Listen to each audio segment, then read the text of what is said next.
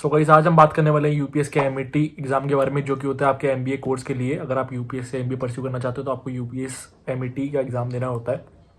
तो इसमें मैं बताऊँ कि आपका क्या एलिजिबिलिटी क्राइटेरिया एग्जाम में बैठने के लिए, और एग्ज़ाम कितने ड्यूरेशन का होता है, ऑनलाइन होता है ऑफलाइन होता है, सब बात करेंगे हम इस वीडियो में। तो सबसे पहले अगर मैं बात करूँ एलिजिबिलिटी क्राइटेरिया की, तो अगर आपको एग्जाम के लिए अपीयर होना है तो आपके मिनिमम 50% मार्क्स होनी चाहिए आपके 10th 12th और ग्रेजुएशन में, और आपकी जो ग्रेजुएशन है वो एक रिकग्नाइज्ड यूनिवर्सिटी से होनी चाहिए। उसके बाद अगर हम बात करें तो जो मोड ऑफ एग्जामिनेशन रहता है वो ऑनलाइन रहता है, मतलब आपका ऑनलाइन एग्ज़ाम होगा।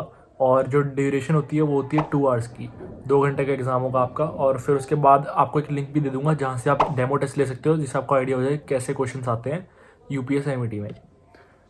फिर उसके बाद अगर आपको जैसे टाइमिंग्स होती है एग्ज़ाम की, तो वो ऑनलाइन आपकी जैसी आप एप्लीकेशन भरोगे, एडमिशन फॉर्म भरोगे, तो आपको स्लॉट बुकिंग के लिए ऑप्शन मिल जाएगी जहाँ से आप टाइम वगैरह बुक कर सकते हो।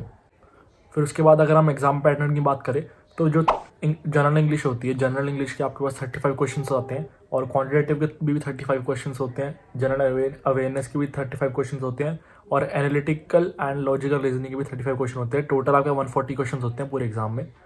उसके बाद अगर हम बात करें कि क्या क्या आपको स्पेशलाइजेशन मिल जाती है एमबीए में, अगर आप एमबीए कोर्स यूपीएस करना चाहते हो तो क्या क्या आप स्पेशलाइजेशन में कर सकते हो एमबीए।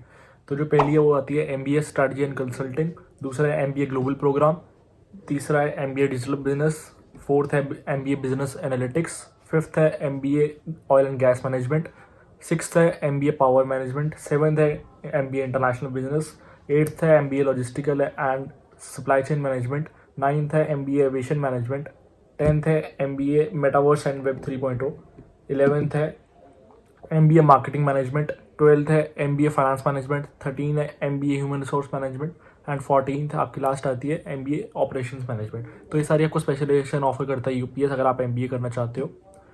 उसके बाद अगर मैं बात करूँ स्कॉलरशिप की, तो स्कॉलरशिप आपको कई तरह की स्कॉलरशिप मिल जाएगी।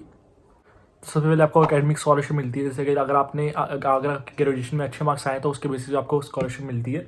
उसके बाद अगर आप उत्तराखंड के रेजिडेंट हो तो उसके बेसिस पे भी आपको स्कॉलरशिप मिलती है। फिर उसके बाद आपको एल्यूमिनाई स्कॉलरशिप मिलती है, अगर आपने यूपीएससी ग्रेजुएशन करी है तो उसके बेसिस पे आपको स्कॉलरशिप मिलती है।